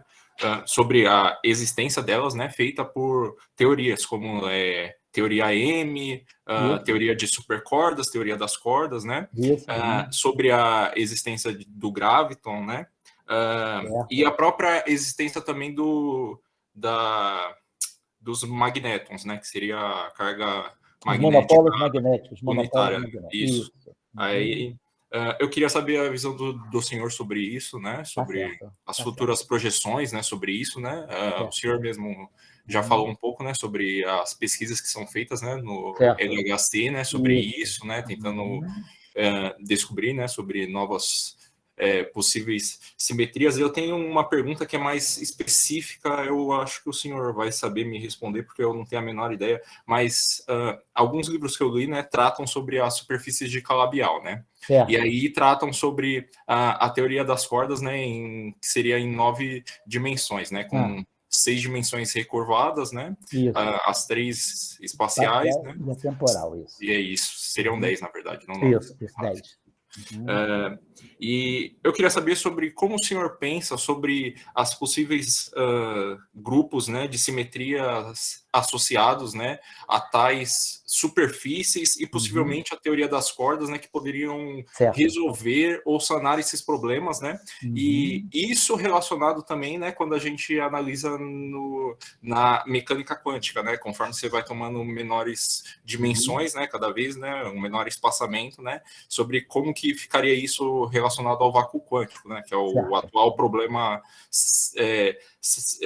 eu diria, né, central, né, da base da mecânica quântica, né? Não sei se me estendi muito, né?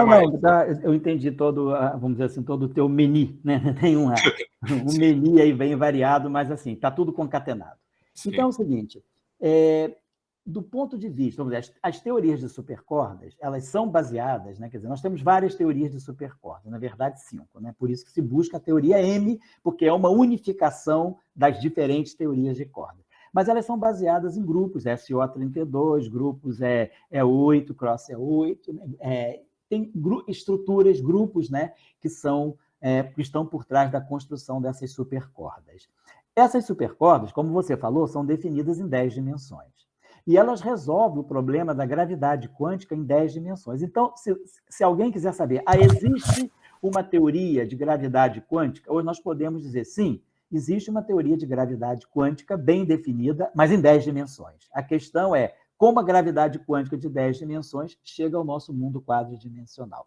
E aí, é o que você falou sobre as variedades de Calabi-Yau. Nós devemos reduzir o nosso mundo de 10 dimensões, trazer a física que se faz em 10 dimensões para o mundo quadridimensional. A pergunta é, por que eu vou para dimensões mais altas? E aí nós vamos lembrar do trabalho que o ano passado comemoramos 100 anos, o trabalho do Theodor Kaluza, que é o trabalho da unificação da gravidade com o eletromagnetismo. Ele introduz a 5ª dimensão. O que nós entendemos é que, introduzindo mais dimensões espaciais, ou mais dimensões espaço-temporais, a gente consegue se aproximar da ideia de uma unificação das diferentes interações.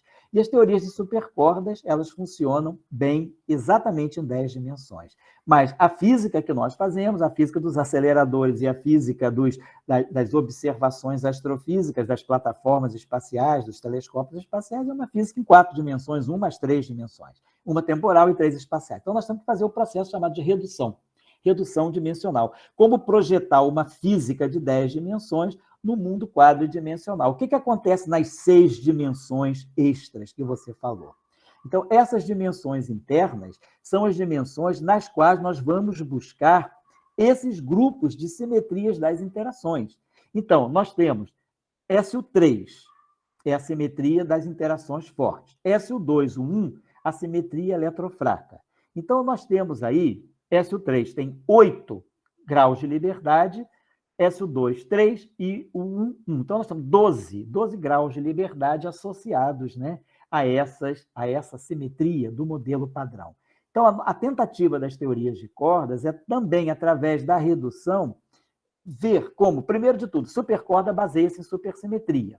E nas supercordas em 10 dimensões, você tem muito mais supersimetrias do que você espera ter no mundo quadridimensional. Então, nós temos que trazer o mundo de 10 para o mundo de 4 dimensões, congelando pelo menos 3 supersimetrias para chegar no nosso mundo com uma supersimetria. Além disso, nós temos que ver como dentro desse espaço 6-dimensional, que pode ser um espaço de Calabi-Yau, que você falou, não necessariamente, há outros tipos de compactificação, não necessariamente só calabial, pode ter espaços chamados espaços homogêneos, espaços cossete. Bom, aí tem todo um estudo matemático, mas as simetrias das nossas interações, elas devem estar contínuas, elas devem aparecer como o que nós chamamos em matemática de isometrias desse mundo seis-dimensional.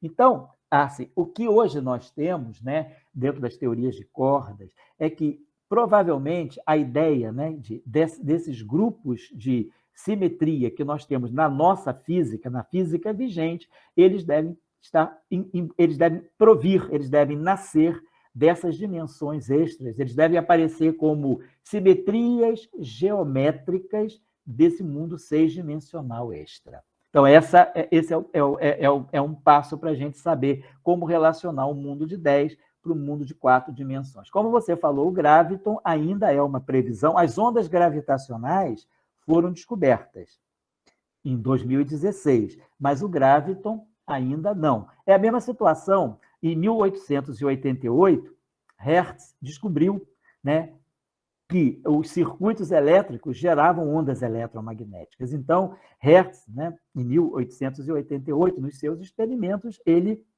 chega às ondas eletromagnéticas. Mas o fóton, que é o quantum de radiação eletromagnética, ele só aparece em 1923 com os experimentos de Compton.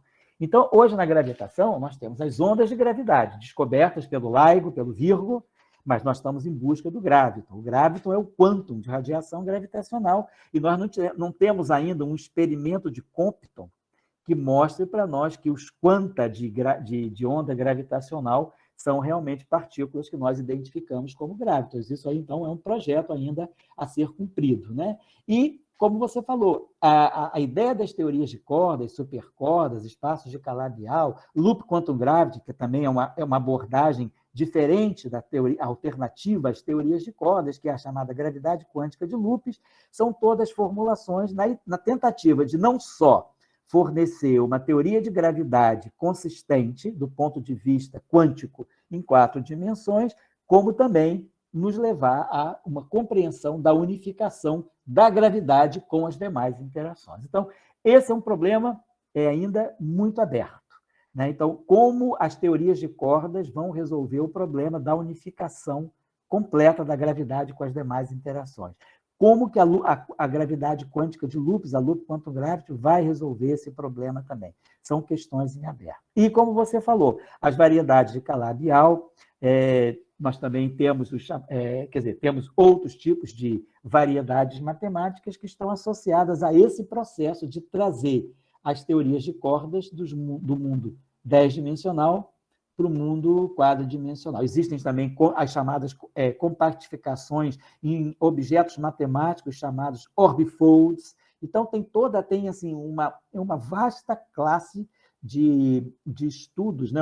Um amplo espectro de estudos nessa questão de reduzir 10 para 4 dimensões para trazer a física das cordas para o nosso mundo quadridimensional. Mas a teoria de cordas, vamos dizer assim, ela não é que ela esteja assim prevendo ela prevê novas coisas. Por exemplo, nós sabemos que, mas ela não está prevendo assim, as partículas da supersimetria já são previstas pela própria supersimetria. Mas a teoria de cordas, ela nos induz a pensar que possa haver, por exemplo, um chamado fóton escuro, o dark photon ou o parafóton.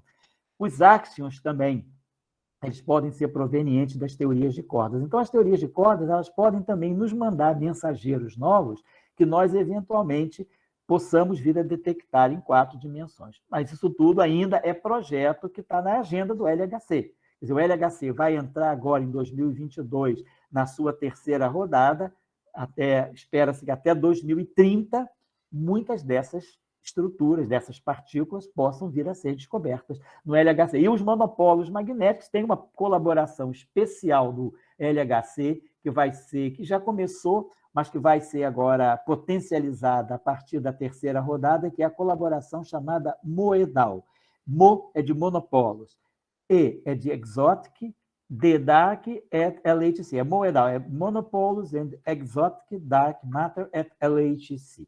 Então, esse experimento do LHC, ele vai focar muito claramente agora nos monopolos magnéticos.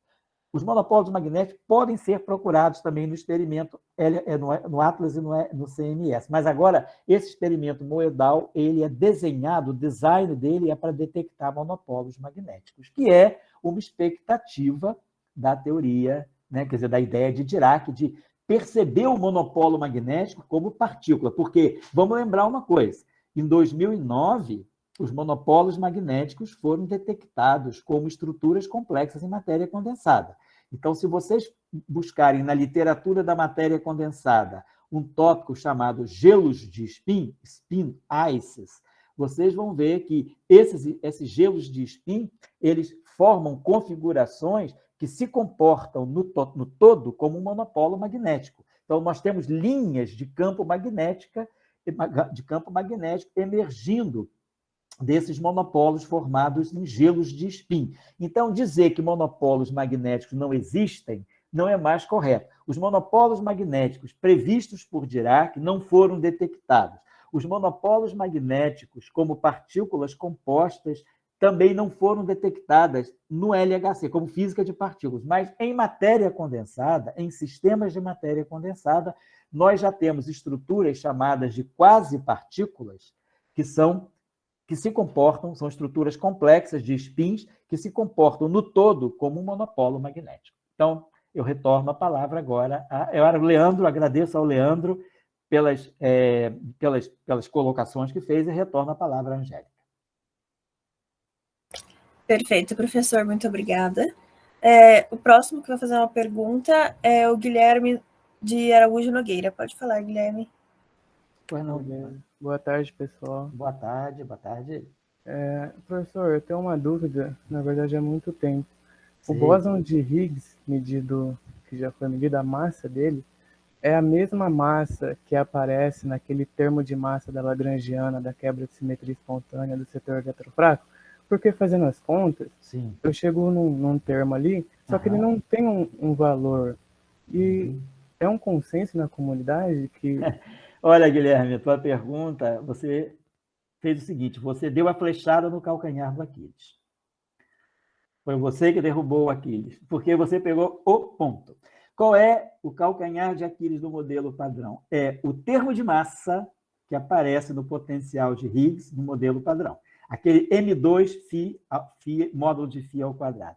A questão é a seguinte, você coloca aquele parâmetro, que normalmente a gente coloca M2, né? M2 módulo de φ ao quadrado, bóson de Higgs, né? O módulo do bóson de Higgs ao quadrado, do campo, né?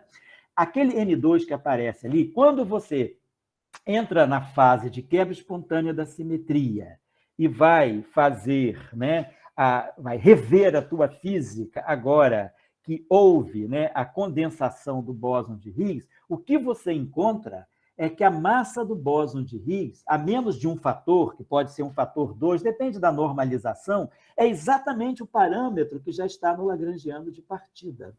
Então, você pode dizer o seguinte, as massas de todas as partículas do modelo padrão, elas são calculadas a partir do bóson, do valor esperado no vácuo do campo de Higgs, dos parâmetros. Mas a massa do bóson de Higgs, que é a massa medida no LHC, hoje na faixa de 125 GeV, na verdade, aquela massa, a massa do bóson de Higgs não é calculada pelo modelo padrão, ela é colocada à mão, porque é aquele parâmetro de massa que está lá no início, quando você faz a quebra da simetria, você minimiza o potencial e aparece aquela razão, a constante de acoplamento, a massa ao quadrado sobre a constante de acoplamento quártica, que é o que dá o valor no vácuo do campo de Higgs.